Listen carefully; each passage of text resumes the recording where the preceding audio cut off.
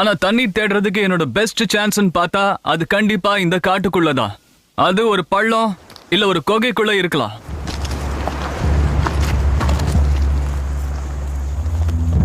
ஆனா இந்த அடர்த்தியான தாவரங்களுக்கு இடையில இந்த மாதிரி உன்னை தேடி கண்டுபிடிக்கிறது கஷ்டம்.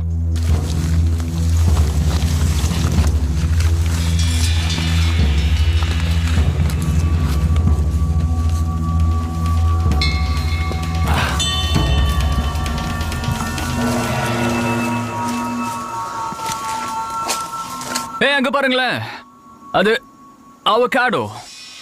இது ஒரு அவகாடோ மரம் தான். எனக்கு ஒரு நல்ல செய்தி, எனக்கு அவகாடோஸ்னா உண்மையிலேயே ரொம்ப பிடிக்கும். சில அவகாடோஸை பறிச்சு கீழே கொண்டு வர முடியுமான்னு பாக்குறேன். அவகாடோஸ் ரொம்ப உயரமான கிளைகள்ல தான் வளரும், ஏன்னா மத்த விலங்குகள் கிட்ட இருந்து காப்பாத்திக்கிறதுக்காக அப்படி இருக்கும். நான் இந்த வளையக்கூடிய மரத்தை பிடிச்சிக்கிட்டு மேல போக முடியுமான்னு பார்க்க போறேன். அப்படியே பிடிச்சி ஏற வேண்டியதுதான்.